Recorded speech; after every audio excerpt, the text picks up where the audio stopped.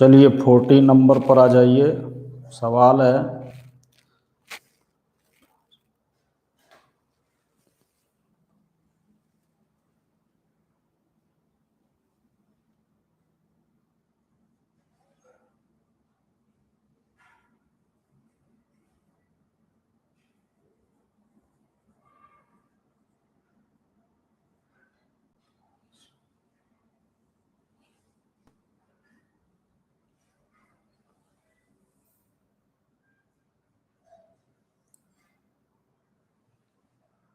Question number 14 पर हम लोग चलेंगे, या हम इसको लिख सकते हैं 3.14।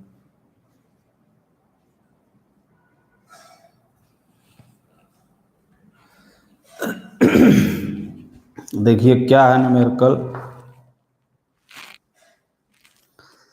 पृथ्वी के पृष्ठ पर ऋणात्मक पृष्ठ आवेश घनत्व 10⁻⁹ कूलाम प्रति सेंटीमीटर स्क्वायर है। वायुमंडल के ऊपरी भाग और पृथ्वी के पृष्ठ के बीच 400 किलोवोल्ट विभवांतर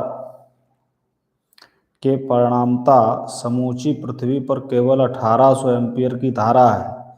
यदि वायुमंडलीय विद्युत क्षेत्र बनाए रखने हेतु कोई प्रक्रिया न हो तो पृथ्वी के पृष्ठ को उदासीन करने हेतु कितना समय लगेगा?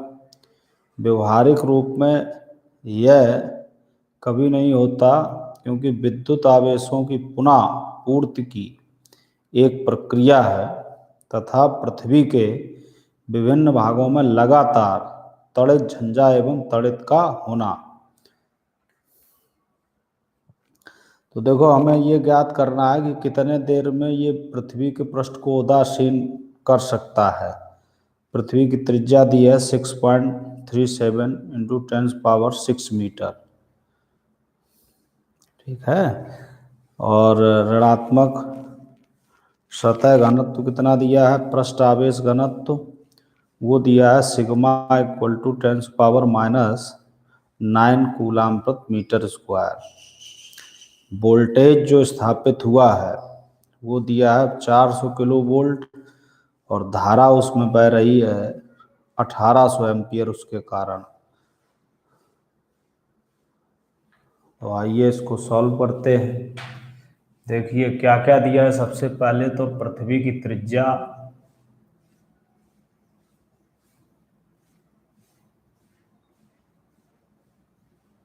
Capital R equal to 6.37 into 10⁻6 metre, ये दी गई है।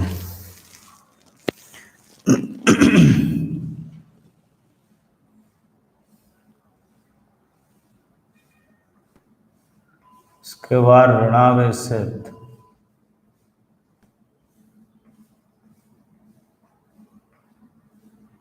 पृष्ठ आवेश घनत्व सिग्मा इक्वल टू 10⁻⁹ कूलाम प्रति सेंटीमीटर स्क्वायर।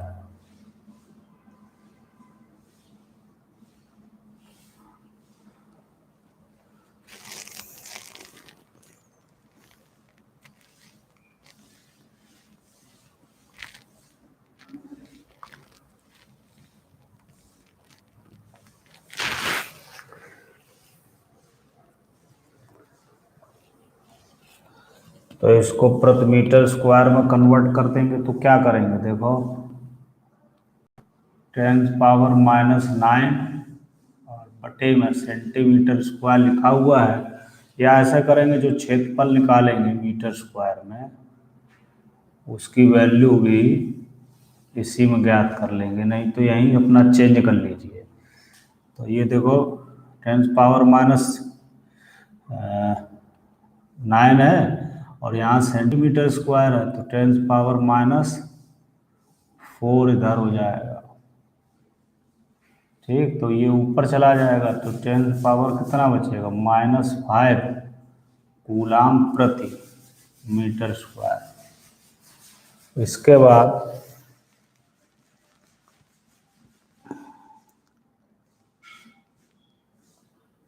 वोल्टेज जो दिया गया है वो कितना दिया गया है, V = 400 किलो वोल्ट या 4 × 10⁵ वोल्ट। धारा कितनी बह रही है, I = 1800 एम्पियर। इसमें ये जो पृष्ठ आवेश घनत्व दिया गया है ये कूलाम प्रति मीटर स्क्वायर दिया गया, उसको सेंटीमीटर हटा लें, इसमें सही नहीं छपा हुआ है, कूलाम प्रति मीटर स्क्वायर लिखें इसको।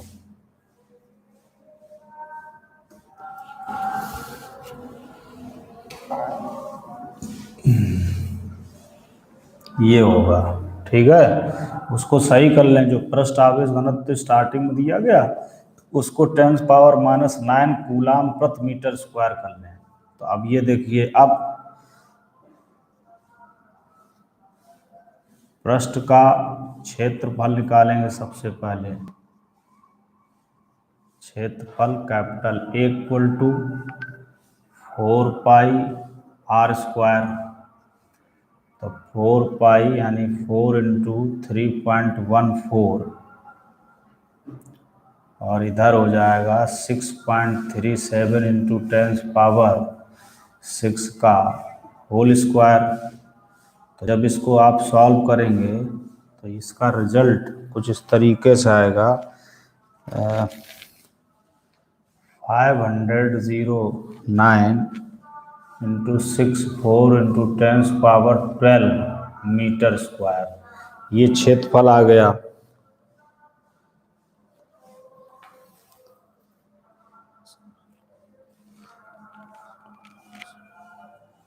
अब इसके बाद पृथ्वी के पृष्ठ पर आवेश परिवर्तन Q = पृष्ठ का क्षेत्रफल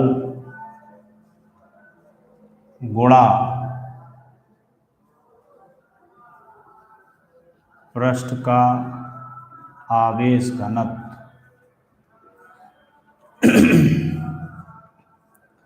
आवेश घनत्व ये इससे लिख सकते हैं, चूंकि सिग्मा = होता है Q/A, उसी से इसको लिख दिया गया।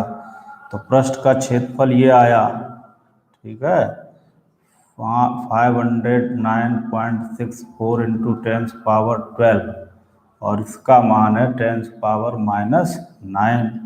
तो Q = कितना हो जाएगा, 509.64 में 10⁻³ कूलाम। तो ये आ गया इसका आवेश। अब हमें निकालना है विसर्जन। तो अब चूंकि Q बराबर होता है IT, ठीक, इसलिए T = क्या हो जाएगा, Q/I, यानी जब इतना आवेश परिवर्तित हो रहा है तो धारा उस समय 1800 एम्पियर है, 1800 है। यही तो कह रहा है, उसने कहा है समूची पृथ्वी पर केवल 1800 एम्पियर की धारा है, ठीक है।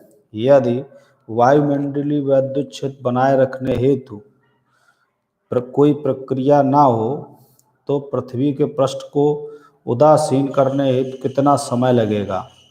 तो पृथ्वी को उदासीन करने हेतु यही बस लिखते हैं,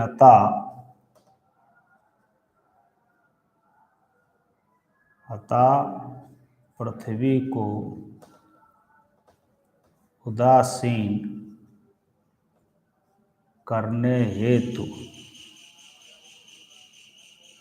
समय t यही रहेगा 509.64 × 10⁻³ / 1800, ठीक है, ये एम्पियर में आ जाएगा। इसको जब आप कैलकुलेट करेंगे तो 2 पावर ऊपर से कैंसिल हो गई, ऊपर हो गया तुम्हारा कितना, 5, यहाँ पे आ जाएगा 6 और आ जाएगा 0.4/18। तो जब इसमें आप भाग लगाएंगे तो इसकी वैल्यू आ रही है 283.1 सेकेंड। यानी इतना समय लगेगा पृथ्वी को उदासीन होने में। ठीक है, सभी बच्चे प्रांजुल, अभिषेक, कुलदीप साहू, नीरज कुमार, इस सवाल को देख लीजिए, इस प्रकार से इसको सॉल्व किया जाएगा। आ जाएगा सभी को। ये 3.4 न्यूमेरिकल है, लगा लीजिएगा। उदासीन होने पृथ्वी को उदासीन करने हेतु जो समय होगा वो यही होगा, T=Q/I।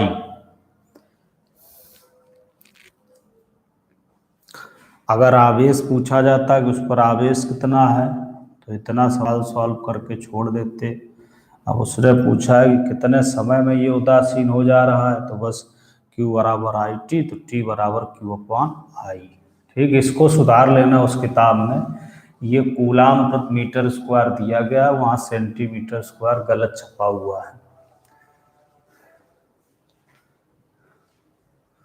बताइए, किसी को कोई दिक्कत तो नहीं इस सवाल में? सभी सॉल्व कर लेंगे? चलिए,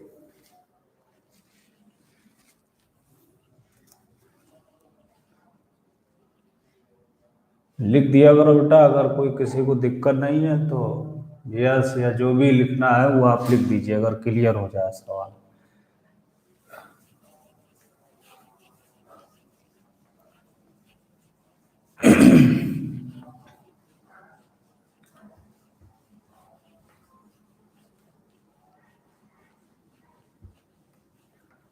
अगला सवाल 15, 3.15। चलिए पढ़िए सभी अपनी बुक में, सभी अच्छे से इसको रीड करें।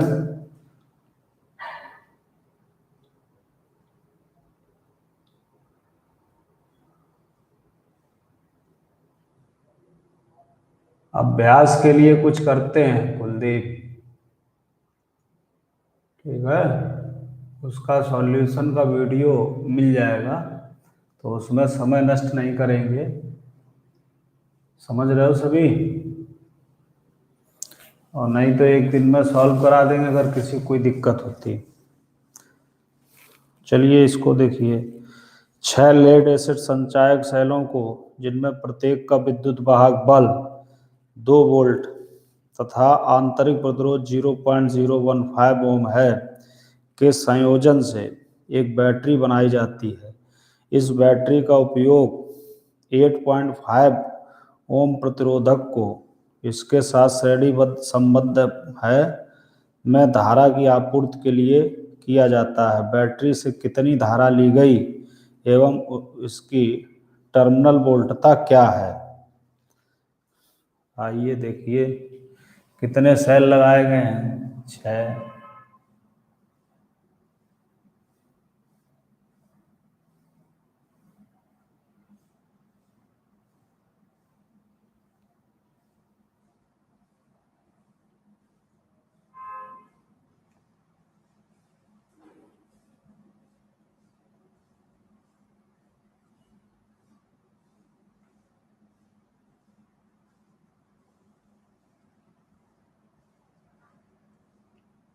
हो गए। प्रत्येक का विद्युत वाहक बल कितना है? प्रत्येक सेल का विद्युत वाहक बल =2 वोल्ट तथा आंतरिक प्रतिरोध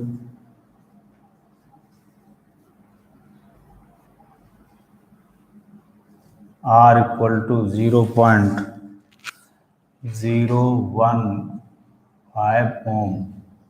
और देखो इसके साथ एक फिर रेजिस्टेंस डाला गया,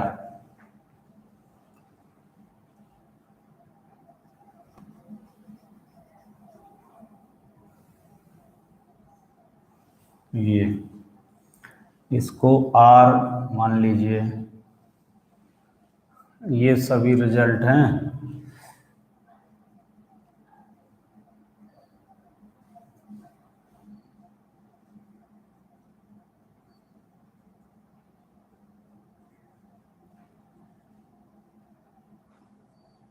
ये वही क्रम हो गया जैसे श्रेणी संयोजन को हम लोगों ने पढ़ा हुआ था थ्योरी में, सभी बच्चे समझ गए होंगे।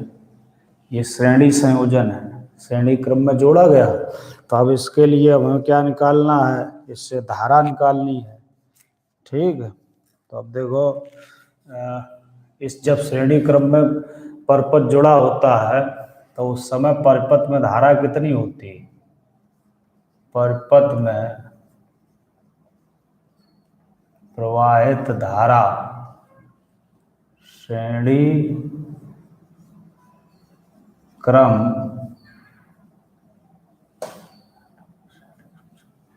ऐसे लिखो, सेलों के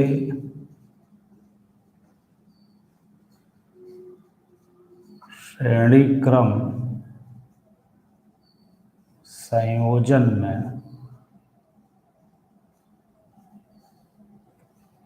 परपथ में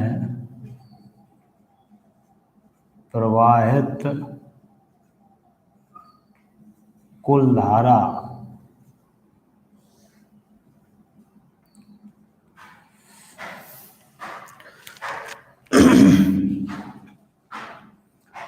I equal to N E upon capital R plus N are.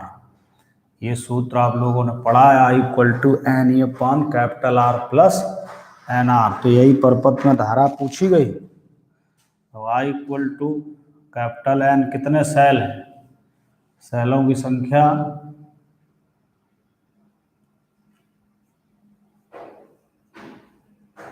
6 है, कितने हैं 6, और विद्युत वाहक बल 2 है, अपॉन कैपिटल आर का मान कितना, कितने में धारा दे रहा है, कैपिटल आर इक्वल टू 8.5 ओम।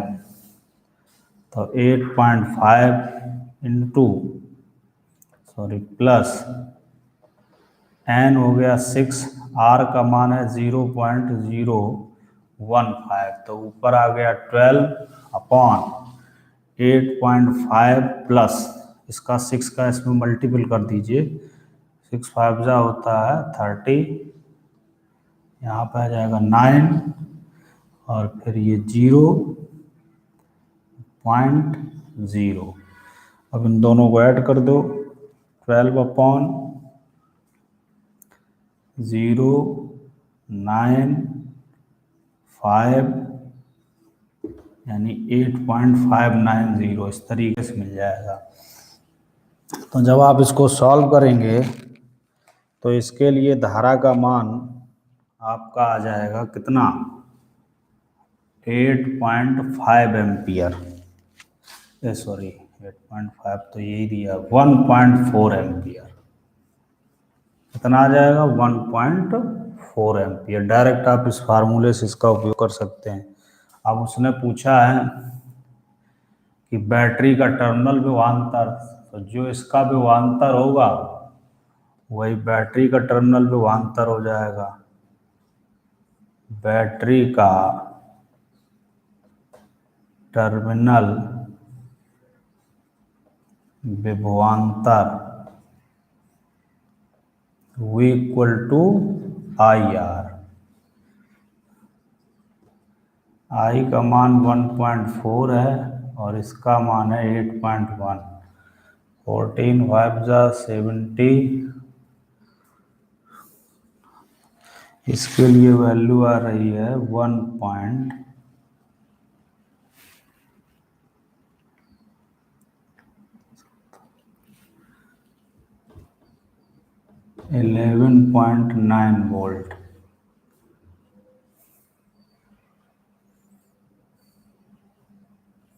लगा लोगे ये पार्ट सभी बच्चे, बताएं जल्दी से। इसके बाद ये ए पार्ट है इसका, इसके बाद बी पार्ट देखो, बी सभी पढ़ो। एक लंबे समय तक उपयोग में लाए गए संचायक सेल का विद्युत वाहक बल 1.9 वोल्ट और विशाल आंतरिक प्रतिरोध 380 ओम है। सेल से कितनी अधिकतम धारा ली जा सकती है? क्या सेल से प्राप्त यह धारा किसी कार की प्रवर्तक बैटरी को स्टार्ट करने में सक्षम होगी? अधिकतम धारा पूछी गई है। तो अब देखो, सेल का आंतरिक प्रतिरोध दिया गया है और बाह्य प्रतिरोध भी दिया, सॉरी, उसका विद्युत वाहक बल दिया गया है।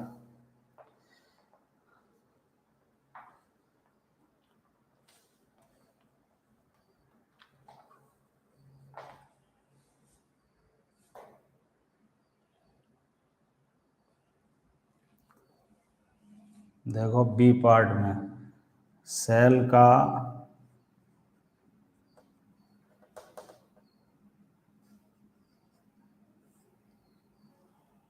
आंतरिक प्रतिरोध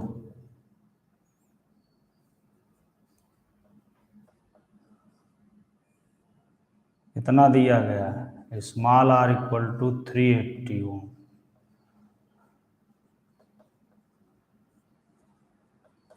सेल का विद्युत वाहक बल दिया गया है कैपिटल इक्वल टू 1.9 वोल्ट।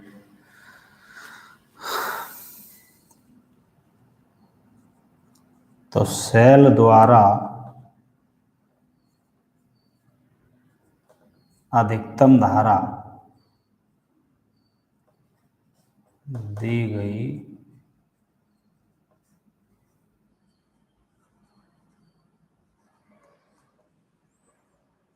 अधिकतम धारा,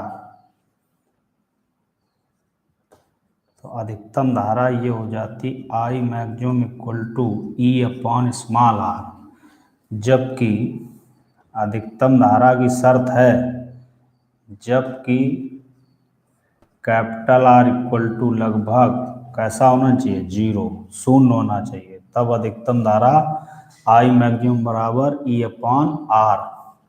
तो इससे I maximum equal to E का मान है 1.9 अपॉन आर का मान है 380। तो इसकी वैल्यू जो प्राप्त हो रही है वो 0.005 एम्पियर प्राप्त हो रही है। ठीक है। तो अब उसने कहा कि क्या इससे बैटरी मोटर स्टार्ट हो सकती? तो जब बताइए ये नगण्य धारा लगभग दे रहा है, ठीक, तो इससे मोटर स्टार्ट नहीं हो सकती, यानी कि कार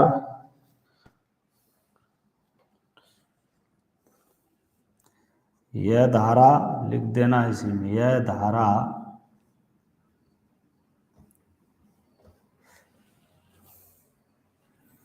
यहाँ लिख दो, यह धारा कार की मोटर को चलाने में सक्षम नहीं है।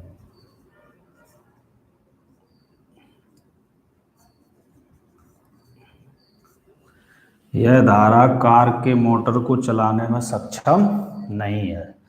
देख लीजिए सभी बच्चे, आ जाएगा सबको। सचिन, नीरज, प्रांजल, दीप, रविंद्र कुमार, विवान, बताइए बेटा जल्दी, आ जाएगा?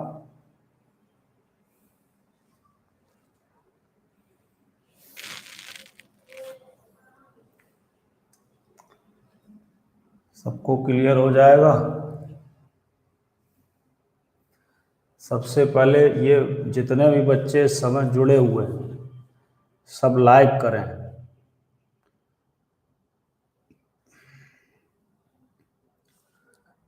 अमित, सप्ताह, प्रांजुल, नीरज, सब लाइक मारिए, उसको लाइक करिए सभी वीडियो को।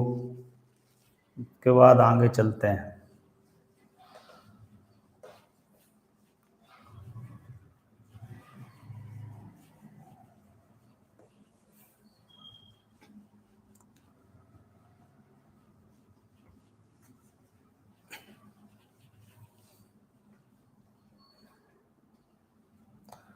अगला सवाल पढ़िए। दो समान लंबाई की तारों में एक एल्युमिनियम का और दूसरा कॉपर का बना है, इनके प्रतिरोध समान है। दोनों तारों में से कौन सा हल्का है, अतः समझाइए कि ऊपर से जाने वाली बिजली केबलों में एल्युमिनियम के तारों को क्यों पसंद किया जाता है। आइए देखते हैं।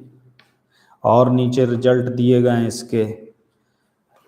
विशिष्ट प्रतिरोध दिया है एल्युमिनियम को, एल्युमिनियम के लिए और कॉपर के लिए, और एल्युमिनियम का अपेक्षित घनत्व 2.7 और कॉपर का दिया है 8.9।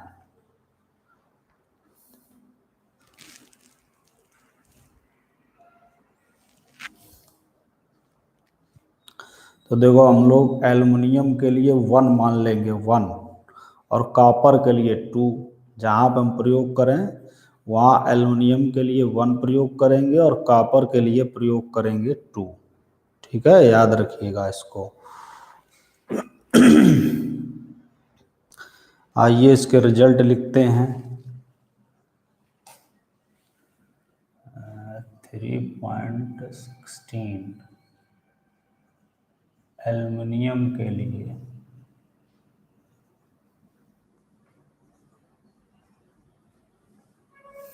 क्या क्या दिया गया देखो। इसके लिए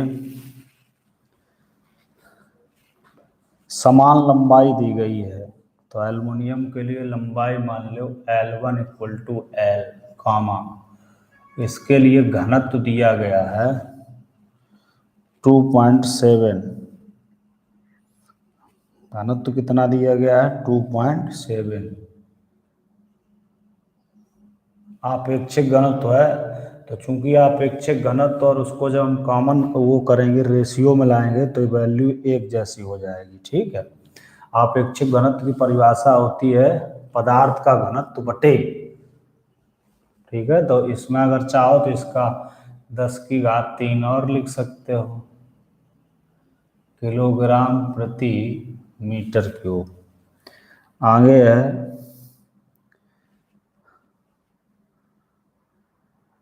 एल्युमिनियम का क्षेत्रफल।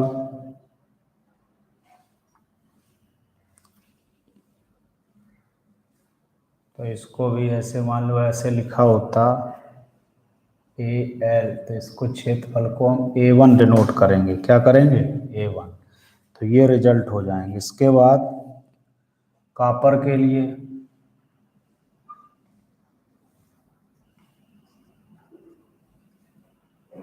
लिए लंबाई L2 बराबर L मान लो, और D इक्वल टू मान क्या दिया गया है 8.9 इंटू 10⁻³ किलोग्राम प्रति मीटर क्यूब। और इसमें इसका क्षेत्रफल यहाँ लिख दीजिए, क्षेत्र या सीधे सीधे क्षेत्रफल। ठीक है, A1 हो गया। इसका क्षेत्रफल आप क्या मानेंगे, इसका क्षेत्रफल मान लीजिए A2। हमने थ्योरी में पढ़ाया था कि जो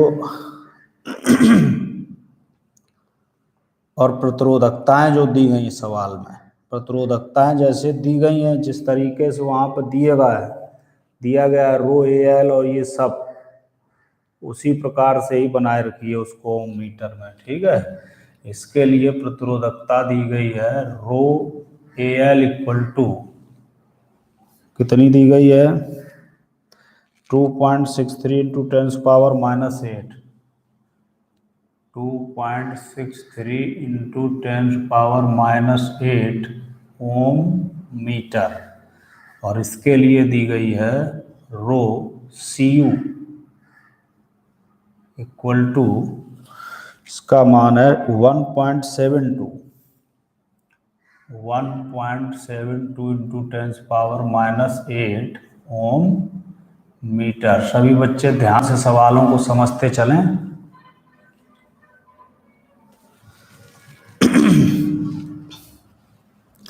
अब उसने ही कहा है कि इनके प्रतिरोध समान है, प्रतिरोध भी समान है। तो प्रतिरोध जब समान है तो इसके लिए मान लो R1 इक्वल टू R, और इसके लिए मान लो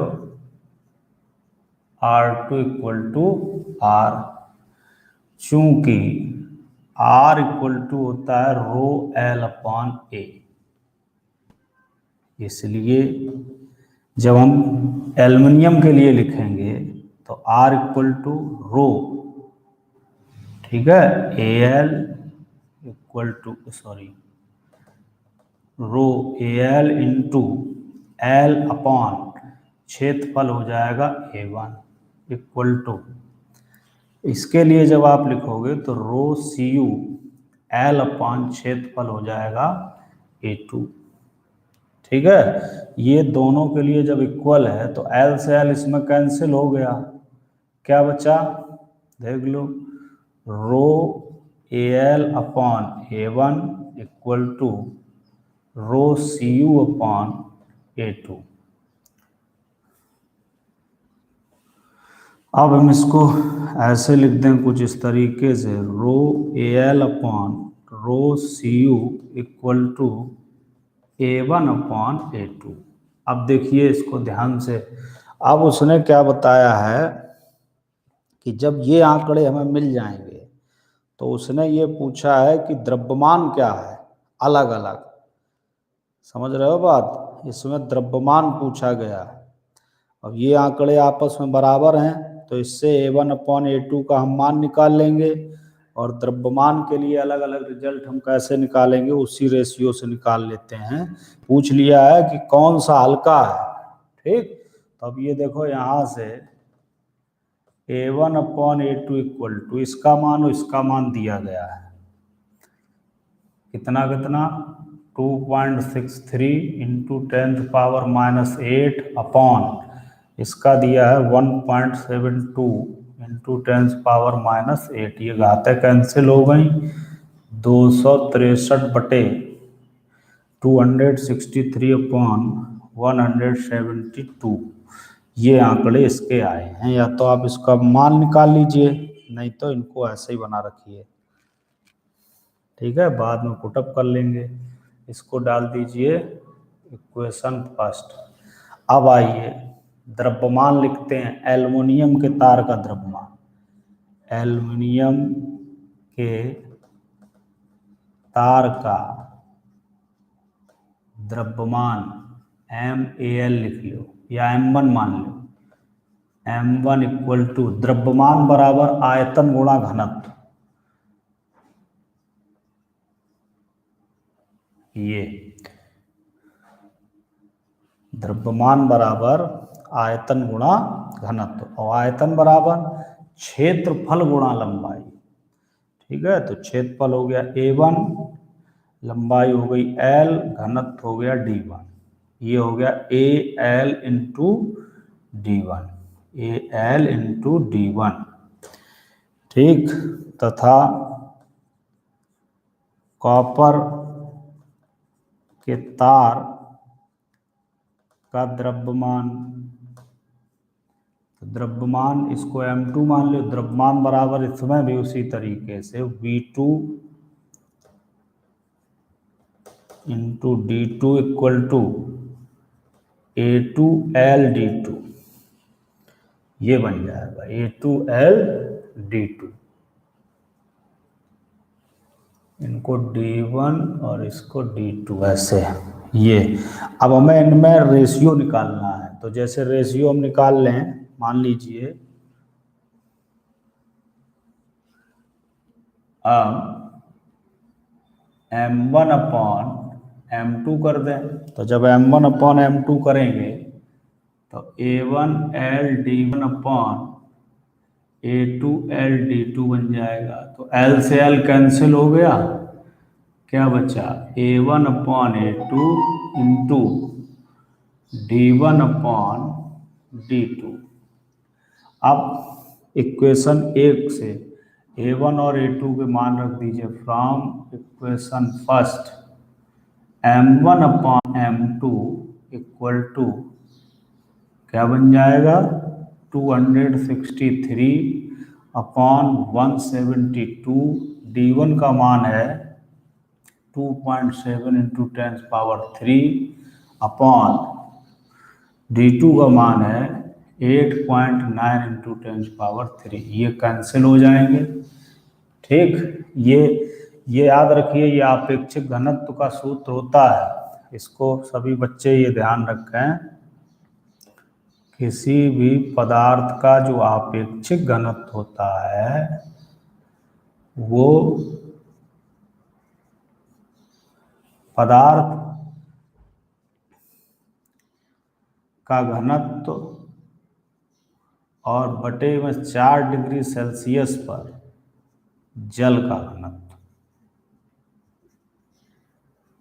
ये लिखा जाता है। तो इससे जब पदार्थ घनत्व निकालेंगे तो इसका 10⁻³ का इधर गुणा हो जाता है। तो अब ये आ जाएगा बेटा m1/m2 = इसको जब हम सॉल्व करेंगे तो इसका रिजल्ट निकलेगा m1/m2 =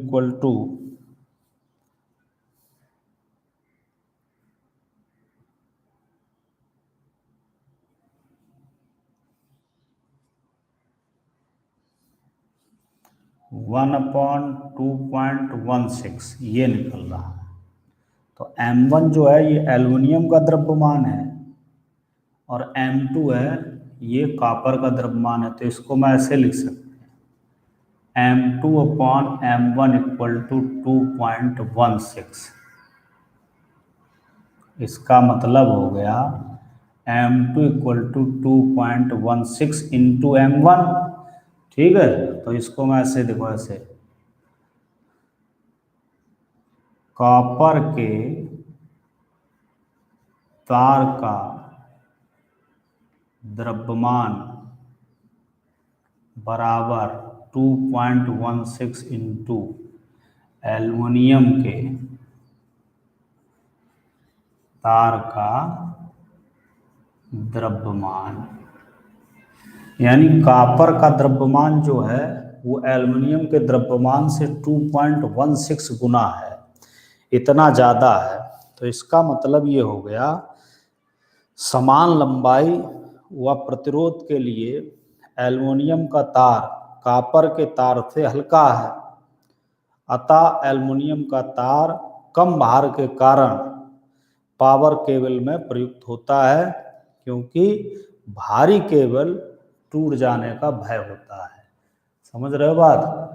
ठीक है, तो कॉपर की तुलना में एल्युमिनियम कैसा है, समान लंबाई अगर ली जाए, ठीक, तो उसके लिए उसका भार कैसा होता है, ज़्यादा होता है कॉपर का। तो इसलिए जो ऊपर से केबल जाती है, जो वायर जा रहा है, ठीक, इसीलिए उसमें एल्युमिनियम का वायर उपयोग किया जाता है।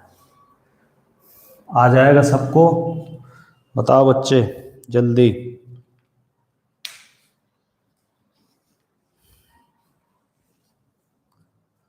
जल्दी बताएं बेटा लिख के।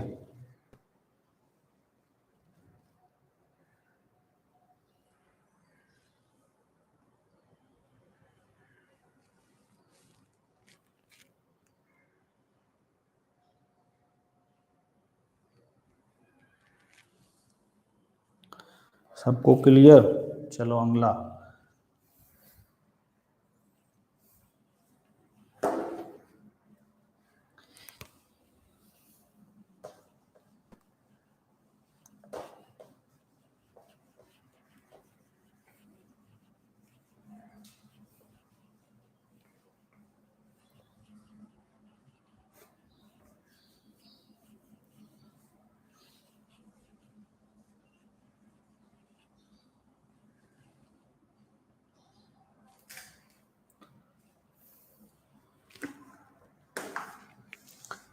देखिए 17 नंबर 2.617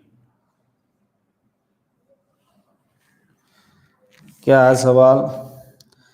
मिश्र धातु मैग्नीन के बने प्रतिरोधक पर लिए गए तो निम्नलिखित प्रेक्षणों से आप क्या निष्कर्ष निकाल सकते हैं। यानी कि उसमें देखो एम्पियर वोल्ट धारा को मापा गया है एम्पियर में और वोल्टता को मापा गया है वोल्ट में।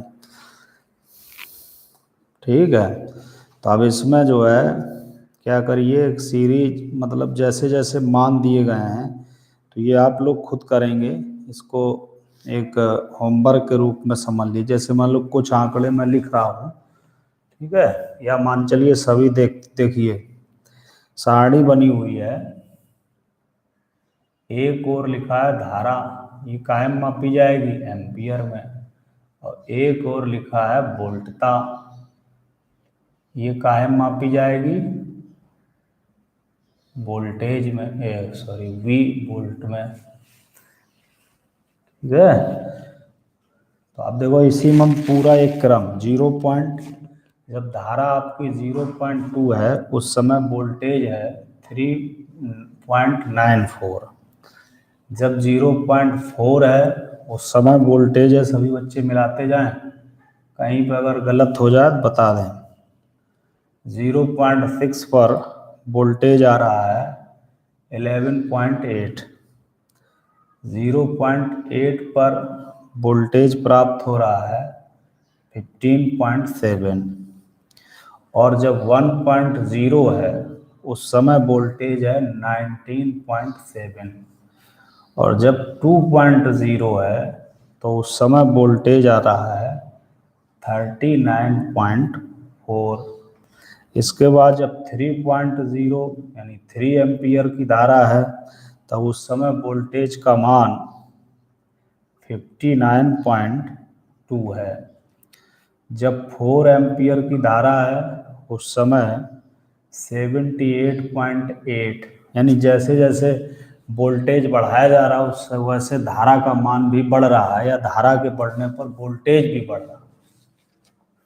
ठीक है, तो ये है 5.0 पर 98.6।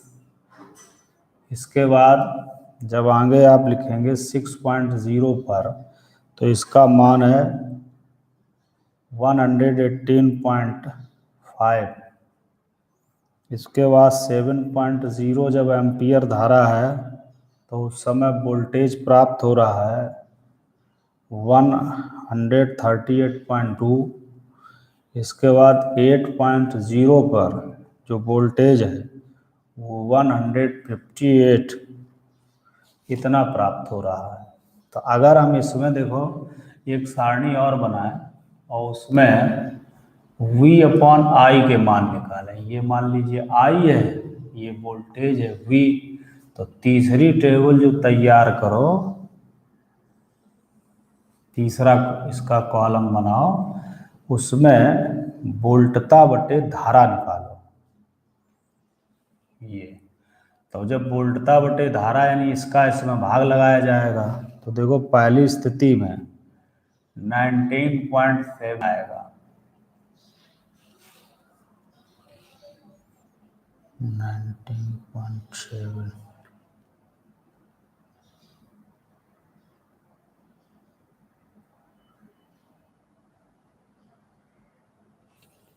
ठीक है, इसका वी आई का मान 19.7, इसका आएगा अगली स्थिति में 19.675, इसका 19.625, सॉरी 66 आ रहा, 66।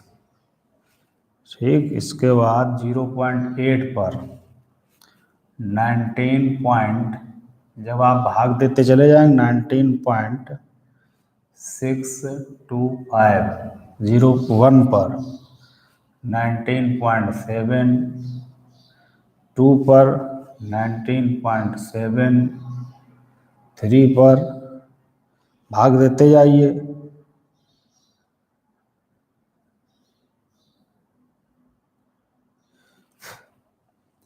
थ्री पर जब इसमें भाग दे वो 3 का भाग लगाओ, 3 एकम 3 और 3 27, यहाँ से कितना बचेगा,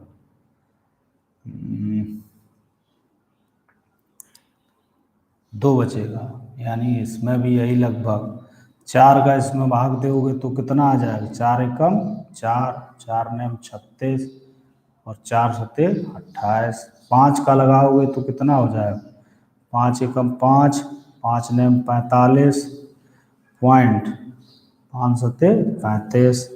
6 का 6 एकम 6 और 5 और 6 सत्ते 42। 7 एकम 7, इसके सामने 7 एकम 7, ये यहाँ लिखो, थोड़ा इधर उधर हो रहा है, इसको ध्यान से लिख लें, उसी के सामने लिख दें।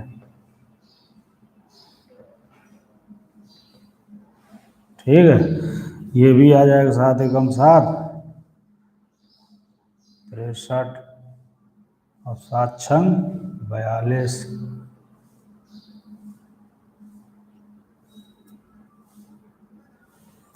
8 एकम 8,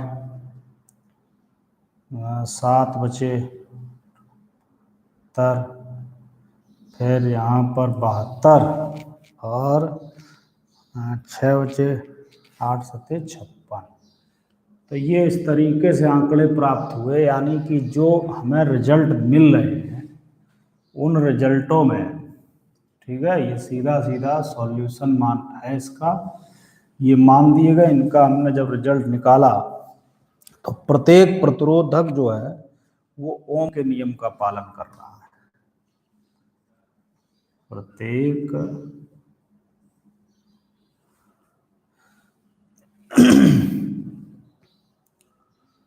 प्रत्येक ऐसे लिख दे, प्रत्येक आंकड़े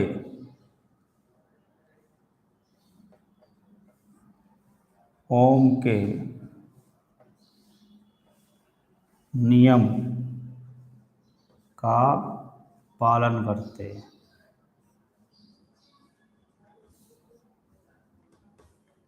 ठीक, तो यही उसने पूछा था कि प्रतिरोधक पर लिए गए निम्नलिखित परीक्षणों से आप क्या निष्कर्ष निकालते? तो जितने भी परीक्षण हैं तो इसमें ओम के नियम का पालन होगा, यानी ओम के नियम के लिए इसकी वैधता होगी। ठीक है, तो इसको इस तरीके से लगा लो।